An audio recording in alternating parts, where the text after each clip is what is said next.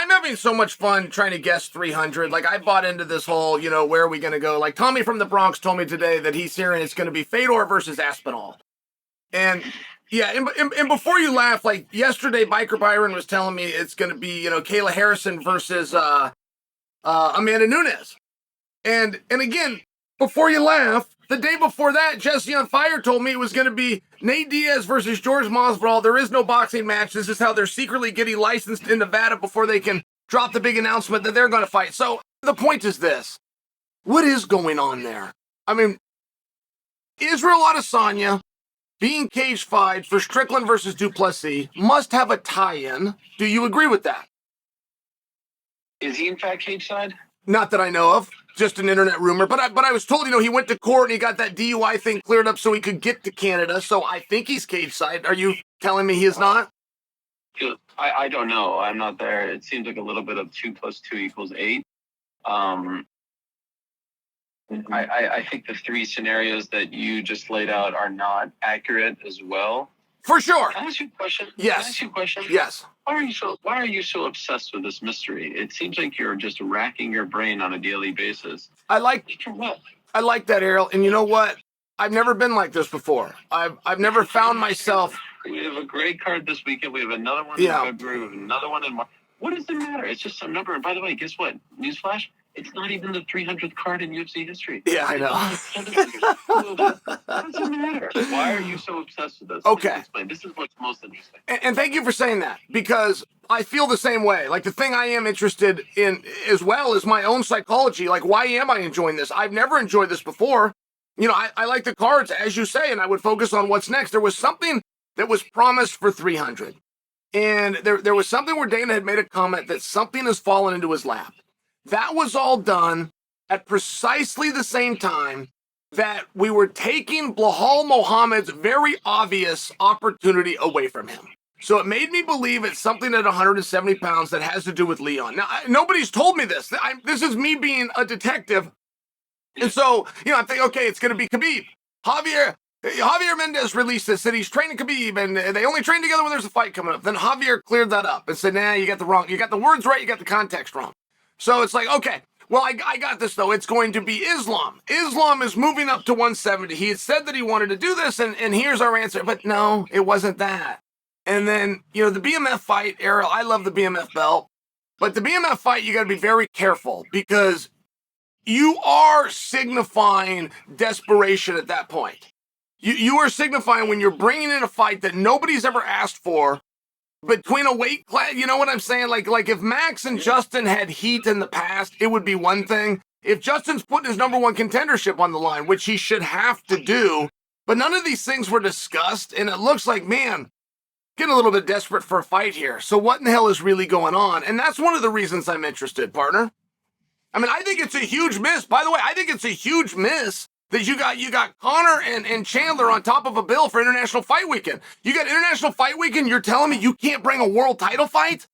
Like, that's a massive card. And if I was a media source, I wouldn't be, swinging on the nuts that fight's finally coming. I'd be saying, man, you got 7 months and you better bring me a world title fight. Well, I think the other thing is, why don't you just do Conor and Chandler on 300? It's right there. They're ready to go. They're like 2 animals in a cage just ready to explode. Well, and I can answer that. Tell me. Well, I can answer that because Conor is still your biggest draw.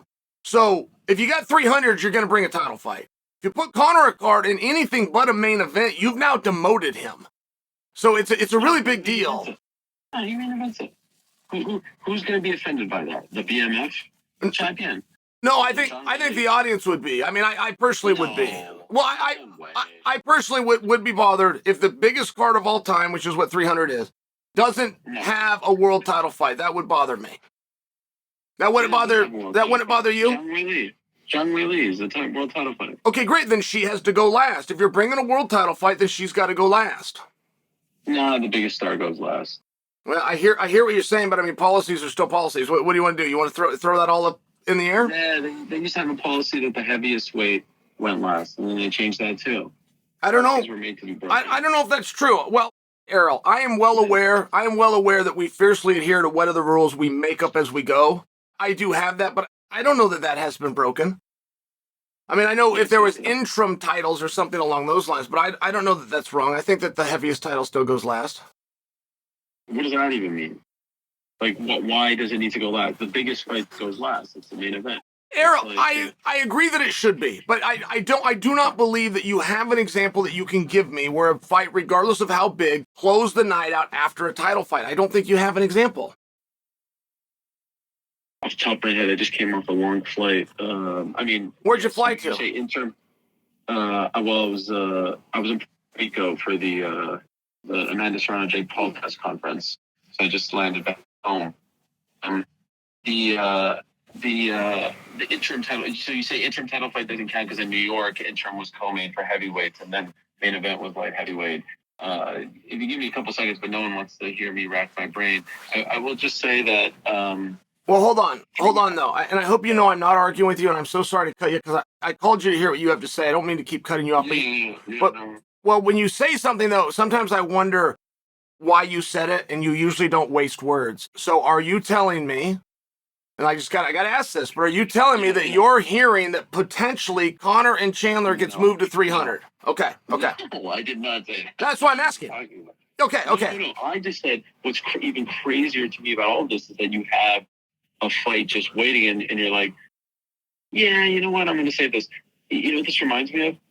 This reminds me of like our kids, and they go trick-or-treating, and you may have one kid who just wants to eat all his candy that night. And then you have another kid who just like nibbles and keeps like it's really good candy. And it's July, and you're like, yo, partner, you didn't eat your candy. Sorry, it's hard. You know, sorry, I don't know what to tell you, but it's not. I like that. You know what I mean? Sure. You got your candy, just eat it. It's right there. Just eat it. Yeah. I said the same thing about the BMF, by the way.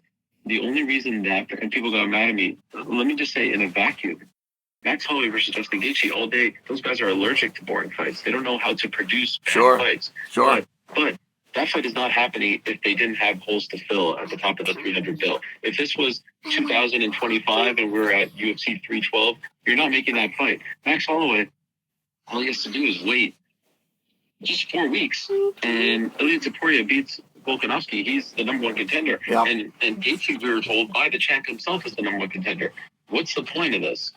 Just to produce a great fight, great. God bless them. And I heard that Max really wanted to be on 300. But I found that to be a little bit, in your words, a bit of a desperate move because they just need to populate the card with a banger of a fight, which it is. But, you know, I do like the sporting aspect of MMA and the meritocracy and people chasing belts and whatnot. And are you telling me that the BMF title is not more important than the lightweight or featherweight title? I can't quite digest that. So let's see. Maybe Strickland or DDP wins and they turn them around. Maybe that's the answer. Yeah. And if I can ask you real fast, am I at least looking in the right direction when I tell you something's going on at 170? I mean, the fact that Bilal Muhammad was not, he was there. He was the backup fighter. He was backstage doing the media, and all of a sudden he's not guaranteed number one contendership. We think, oh, it must be for Rakhmonov, Mr. 17-0 and all finishes, or even 18. And then Rakhmonov discloses that he committed fraud against the commission and fought while injured. So it's not Rakhmonov. So when we're finding it's not Rakhmonov, we go back to Dana. Is it Muhammad? And Dana still won't commit it's Muhammad. I mean, am I wrong to think something's going on at 170? I think they just don't like the option. And they're looking for something else. And I don't think it's Leon versus someone else per se. I think it's just we find something a little sexier and then we do that at 301 or something like that. Okay. Even though I think 301 is Brazil, but you get my point. Like we have this in the back pocket, but don't love it. Okay. And yeah, to your point, he hasn't committed, but there is no one else. And I don't know if the fans necessarily want it. Yeah. So I think they're trying to find something a little sexier. Well, and Ariel, when we say there's no one else, that there is one guy. There's one guy that tweeted, there's one guy that's called him out, and that one guy is Islam. And he even made his argument saying, man, I did this for you guys. I did the 45-pounder. Let me now be that guy.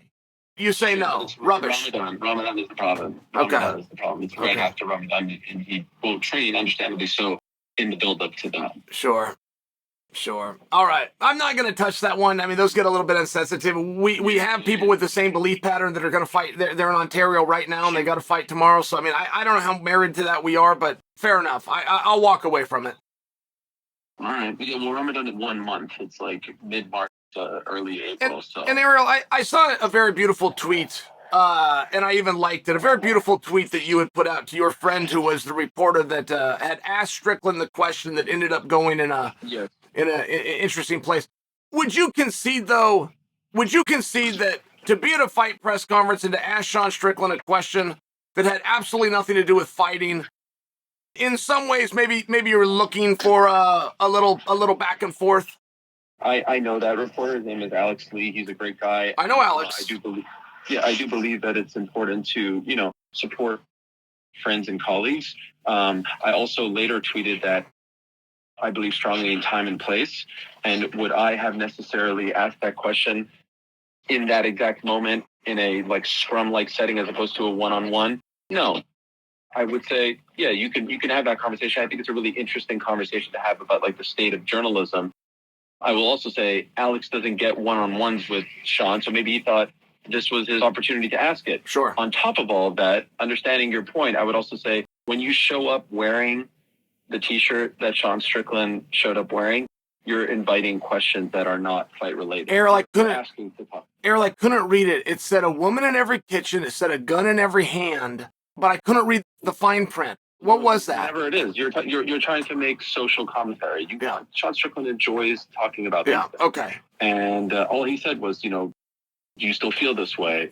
He didn't twist his words. Sure. He didn't misquote him. He just wanted to know. And I thought it was a very easy answer to say, either yes or no, and we move on. Sure. You have to call Alex an infection and the worst kind of human. No, that's silly. But this is Sean Strickland 101. Sure. He fights on the front foot. And, he answers questions on the front foot. If you ask him a question that maybe he doesn't want to necessarily answer, he turns it around on you. And it's a great media move. But I thought that was just a little bit too far. So I hope you understand, I can see that maybe, time and place. I think that's a very logical conversation to have. But I also think Sean has said to us, he's open to talking about these things. So I think he's the last person to feel offended by that line of question. I hear it. Hey, and I'm not trying to be silly right now. I really couldn't read the shirt. Do you know what the shirt, was it like a campaign shirt? Was it a joke? Is it one he's selling on a website? I don't have it on. Yeah. I think I don't know. I don't want to misquote it. Anyone's going to come down my throat. Again, I have no issues with Sean. I wish it didn't go down that way. In fact, as I said on my show right before that, I actually agree with a lot of the things he says and stands for. I just, Alex, I don't think deserved that. Sure. And, sure. It's just, I'm not sitting here crying about it, but... No, you're not. No. You were very polite. I know Alex as well. I like Alex and support Alex. You did nothing wrong there, and I appreciate you even answering that question. Do you have anything else you want to get off your chest? I'm not trying to cut you off. I got places to be. No, I'm good. Thanks. Where's your hat? Where's your hurry? Love to hear from you. God bless. You're awesome. See you, buddy.